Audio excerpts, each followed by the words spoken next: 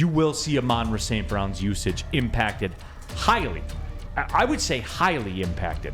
His mentality just fits the Lions, man. Amon-Ra St. Brown is still going to get his targets. He's still going to make a lot of plays. I still think he leads the Lions in receptions this year. Win now, pay later. Boom. I mentioned the fact running backs and wide receivers regress to whereas like Penei Sewell just continues to evolve. That's the nature of the position, right? Because you game plan for a receiver. You game plan to take them out of the game. There's not a ton that can be done for an offensive line. Andrew Woodward. Another guy. I mean, you could play, really. You could play till he's 40. Just depends on their bodies. But, yeah, I mean, like, it's the difference, too, Neil, with coaching. Like, you don't have to rely on coaching.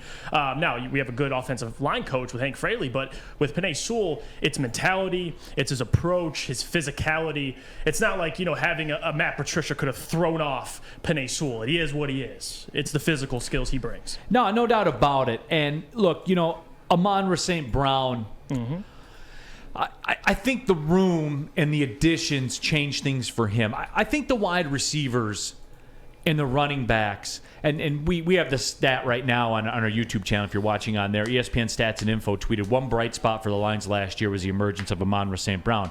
912 receiving yards, the most by a rookie in Lions franchise history. The Lions are seeking their first playoff appearance since 2016. For me, and I'm a big St. Brown guy, and the reasons have been stated. 4th round pick. Again, his entire contract. Say it again, Neil. His entire contract is less than Kenny Golladay will make in September of this year. Wow. Who, by the way, is struggling in Giants camp already. And the talk is that he is having trouble getting separation and that he could fall in their depth chart. Think about that for a minute. And you talk about regression, Neil. He didn't catch a touchdown last year, so oof. That's what I'm saying. That's tough. And so, but the thing with St. Brown is, and why it's different than Sewell, is because receivers and running backs are usage-based. It's a lot like NBA players or college basketball players. Your stats you put up have a direct correlation to how many times you get the ball. Right. How many shots you take. All those types. A wide receiver is only limited to his targets. I think with the additions to the wide receiver room for the Lions, you will see Amon-Ra St. Brown's usage impacted highly. I would say highly impacted. I mean, is he going to be a bust? No. Do you still want to get usage to guys that catch the football? I think Amon-Ra St. Brown doesn't drop it. Yeah, another one. That's it. And that's where, for me, they will find a way to get him involved. But the nature of the beast, Jeffe, is that he won't have that same level of target. And that's a great point. And on top of that, too, I have to give him credit because last year, in a year where there was injuries, lack of talent, teams knew late in the season going in facing the Lions, it's like, listen, we got to take Amon-Ra out of this game. And he still played well, didn't drop very many footballs. I don't think he dropped any at all. So that's the benefit with Amon-Ra. He's solid, no doubt about it. I think adding talent this year, although you're right, it is usage-based, I think the flip side of it is he's going to get open a lot more, too. Because now you have two guys, DJ Chark and later in the season, Jameson Williams, who are going to take the top off the defense. It's going to give Amon-Ra a lot of one-on-one with just cornerbacks. And I think the intermediate to short passing game, him and TJ Hawkinson, that's Jared Goff's bread and butter. He's going to be able to benefit in that. But you're right, it is usage-based. In terms of yards, he might be right around the same number, but he'll be more efficient, no doubt about it. Yeah, and I don't know how that's going to work itself out, right? Because somebody of the receivers. And look, the hopium flows. We know we've had reports of Goff being as high as, 5,500 yards this year. Jesus. We've had every receiver have a 1,000-yard year. The nature of the attrition of the NFL, one of the receivers aren't going to make it through the year. Is that a fair statement? Yes. Well, yeah. A lot of guys a couple guys that are improving, especially with DJ Chark. I'm excited for DJ Chark. But, Neil, the only guy really coming into this season that you're for sure of is Amon-Ra St. Brown, and maybe Josh Reynolds as well. Like the rest of the guys, Quintez hasn't been able to stay healthy, although I'm excited.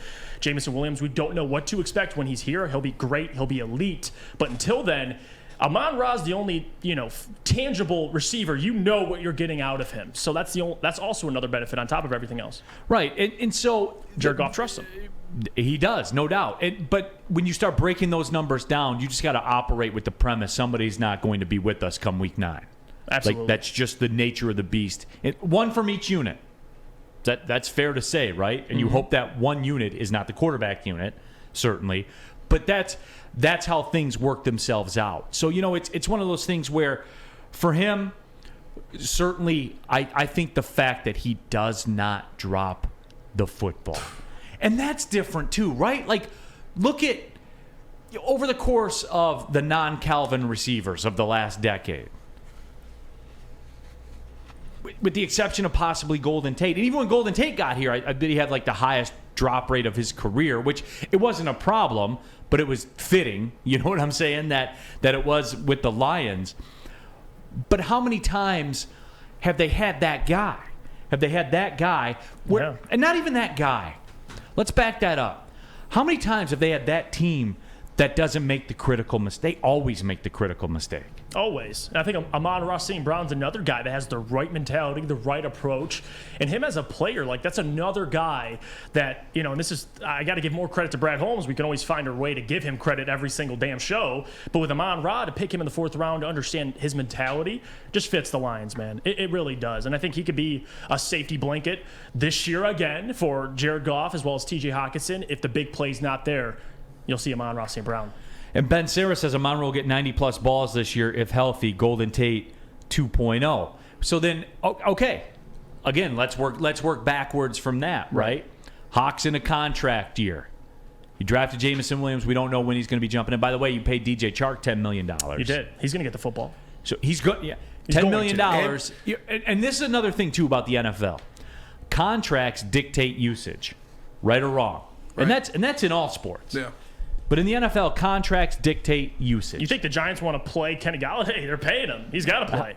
Period. Right. He's got to get targets. So you see what I'm saying, though? Like, DJ Chark, are we calling for 100 balls from all three of them? I mean, is this Herman Moore and Brett Perriman, that have a football in the Hall of Fame because 2 receivers caught over 100 balls? I know. I saw the football in the Hall of Fame. 2 receivers catching over 100 passes. I mean, I think Amon-Ra St.Brown is going to lead the Lions in receiving this year, and that's mainly because of the rapport he built up with Jared Goff at the end 100%. Of last year, and he's going into with Ben Johnson. All that man does is get open and catch passes. I think people underrate just how great he was to end the year. In the last 6 games, he had 51 catches for 560 yards and 5 touchdowns. That is the type of stretch that even Calvin Johnson would be proud of. He was phenomenal, and even though the wide receiver room is a lot more crowded than it was, Amon-Ra St.Brown is still going to get his targets. He's still going to make a lot of plays. I still think he leads the Lions in receptions this year. There was another thing that intrigued me last week when we were talking. DJ Chark talked about how Ben Johnson has been using him more creatively and using him to expand his game, which is what he didn't do in Jacksonville. So I'm assuming that's running more intermediate routes and maybe crossing routes, stuff like that, rather than just straight deep shots. So there's definitely going to be a lot of hands are going to need the ball in them this year. Right. There's a lot of guys, and this wants to be a run first team. Dan Campbell has said that a multitude of times. They want this to be a run first team, so we're going to see who will be the odd man out. But with Amon-Ra being the security blanket, like Sam said, like you guys said, is very good for him, because that's just somebody, if Jared Goff gets in trouble, he knows he has that rapport with Amon-Ra. You can check it down to him. Mm-hmm. Yeah, absolutely. And that's a great question, and I think that's something we'll come back with. But Casey brings up a good question. This is YouTube chat poll worthy. Like I said, you guys can program the show sometimes. You guys know what you want. Casey says, who gets more touchdowns this year, St.Brown or Chark? That's tough. Throw it up there. Amon-Ra. Throw it up there. Let's see. I would say with the quarterback we have in Jared Goff, it's Amon-Ra St.Brown. Even though DJ Chark is that big play receiver, just with the system, and I think Ben Johnson, Sam brought up a great point as well. When did Amon-Ra start playing good down the stretch? When Ben Johnson took over the play calling along with Dan Campbell. They were doing it as a 2-man game. So lot of things to be excited about, but Amon-Ra, I think we'll get more touchdowns. I just don't think Jared's going to be airing it out to DJ Chark a lot, but we'll see. Mark Walston says, lesson here, Neil, win now, pay later. Boom. That's what it is, my friend. Because if you win now and pay later, there's the chance that you can replenish the pay later part of it. You know what I'm saying? Like you can rerun the pay later through the draft and through your talent evaluation. Don't get caught up. The Giants are caught up, man. They're a non-factor. Most expensive wide receiving core in the NFL. The Giants. The Giants. You look at what I never knew that. What Denver has, what Cincinnati has, what Tampa Bay has now with Russell Gage and Julio Jones coming on this year, and it's New York Giants with the most expensive wide receiving core. And that is incredible.